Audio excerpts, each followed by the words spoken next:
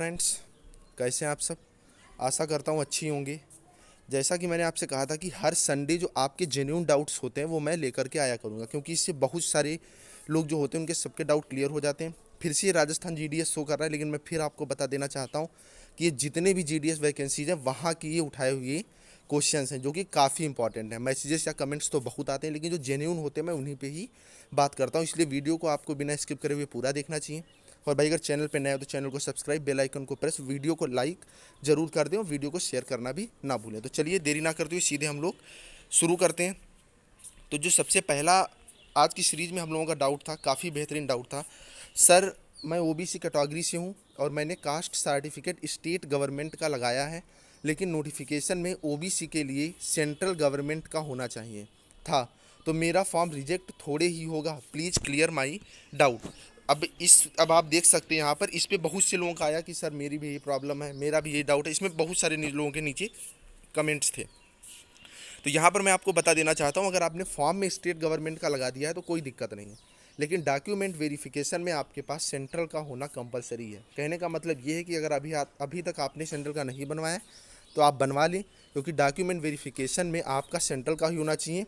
और state government का अगर आपने फॉर्म अप्लाई करने में लगाया है तो वो रिजेक्ट नहीं होगा। ठीक है फ्रेंड्स, चलिए नेक्स्ट डाउट पे हम लोग बात करते हैं। कह रहा है सर गलती से 2 बार रजिस्ट्रेशन हो गया, लेकिन फॉर्म अप्लाई सिर्फ एक ही रजिस्ट्रेशन से किया है, कोई प्रॉब्लम होगी क्या। नहीं, कोई प्रॉब्लम नहीं होगी। अगर दूसरा रजिस्ट्रेशन है उसमें आपने फ़ीस नहीं कटवाई, आपने अप्लाई नहीं किया, इस वजह से वो तो अपने आप रद्द हो जाएगा। और जिससे आपने फॉर्म अप्लाई किया है, फ़ीस कटवाई है, उस रजिस्ट्रेशन नंबर आपका मान्य होगा और उसी से आपका रिजल्ट आएगा अगर आप सिलेक्ट होते हैं तो।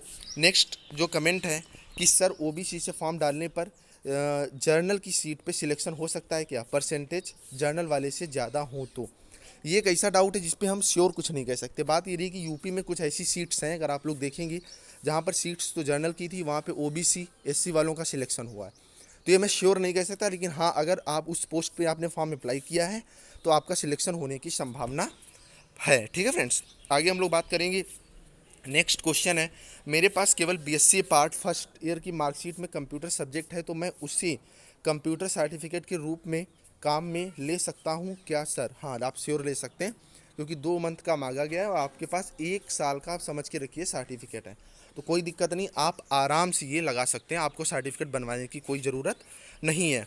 नेक्स्ट हम लोग बात करते हैं। कह रहा है कि भाई मेरे 10th रोल नंबर की जगह एम्प्टी रह गई है, तो क्या होगा, प्लीज़ टेल मी। भाई आपका फॉर्म रिजेक्ट हो जाएगा, कॉमन सी बात है। जब रोल नंबर ही नहीं पता है, जब आपके डॉक्यूमेंट वहाँ पे चेक करे जाएंगे, उसके बाद आपकी जब उसकी मतलब जो प्योरिटी की जांच होगी, शुद्धता की जांच होगी, डॉक्यूमेंट वेरीफाई होंगे ऑनलाइन मेथड से, तो क्या होगा वहाँ पर, जब आपका रोल नंबर ही नहीं, आपकी मार्कशीट ही नहीं ऑनलाइन शो होगी, जब मार्कशीट नहीं शो होगी तो आपका फॉर्म रिजेक्ट हो जाएगा। ठीक है फ्रेंड्स, तो ये गलती तो आपकी बड़ी गलती है। सर मैंने ओबीसी सर्टिफिकेट स्टेट का लगा दिया, तो कोई प्रॉब्लम होगी क्या। कोई प्रॉब्लम नहीं होगी, लेकिन आप सेंट्रल का बनवा के रख लीजिए। लगाने से कोई प्रॉब्लम नहीं है, स्टेट का कहीं कहीं ले भी रहे हैं किसी किसी डाकखाने में, और कहीं कहीं नहीं ले रहे हैं, तो आप रिस्क ना लें।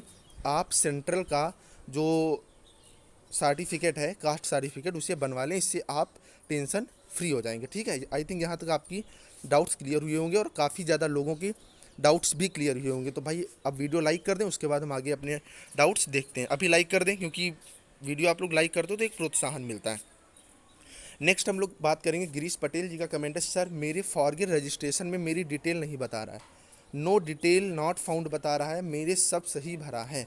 कोई दिक्कत नहीं है, कभी कभी ऐसा हो जाता है। ठीक है, आप क्यों ये सब चेक कर रहे हैं। अगर रिजल्ट आएगा, आपने सब सही भरा है, तो आपका फॉर्म सबमिट भी हो गया होगा। अगर फॉर्म सबमिट हो गया है तो आप सीधे रिजल्ट चेक करिएगा, वहाँ पर आपका रजिस्ट्रेशन वगैरह अपने आप सब शो करेगा, आपको अलग से कुछ भी करने की ज़रूरत नहीं है। तो इस पॉइंट पे आप लोग टेंशन ना लें। ठीक है फ्रेंड्स, आई थिंक चीज़ें क्लियर हो रही होंगी। नेक्स्ट हम लोग बात करेंगे।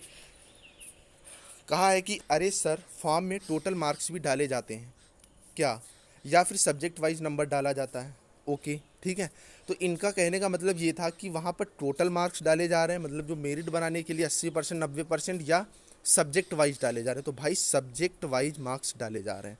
ठीक है, आप सब्जेक्ट वाइज डालेंगे, उसका टोटल वो लोग सेल्फ कर लेते हैं। ठीक है, आपको जितने जितने सब्जेक्ट में थे वही डालने हैं, एक भी नंबर का इधर उधर हेर फेर नहीं करना है। क्योंकि एक वीडियो है जो कि ऊपर आई बटन पर है, जिसका नाम है कि साइकिल 3 में ये गलतियाँ मत करना। उसमें आप चेक कर सकते हैं कि नंबर के कुछ ही हेर फेर से उसका फॉर्म रिजेक्ट कर दिया गया वो सिलेक्टेड बंदा था, ठीक है। तो आप लोग ऐसी गलती मत करिएगा, जो जो नंबर हैं वही वही आप डालिएगा, एक्स्ट्रा एफर्ट उसमें मत लगाइएगा, ठीक है। जितने सब्जेक्ट हैं जितने मार्क्स हैं उतने ही आप लोग डालिएगा। नेक्स्ट हम लोग बात करते हैं कि नेक्स्ट क्वेश्चन था कि sir I filled 5 seats choices in GDS Rajasthan, what I applicable in only 5 seats, can I select in other any seats, can reply to me. इसका मैं आपको डिटेल से जवाब देता हूँ। जैसे आपने जिन 1 2 3 4 5 सीट पे आपने फॉर्म फिल किया, ठीक है।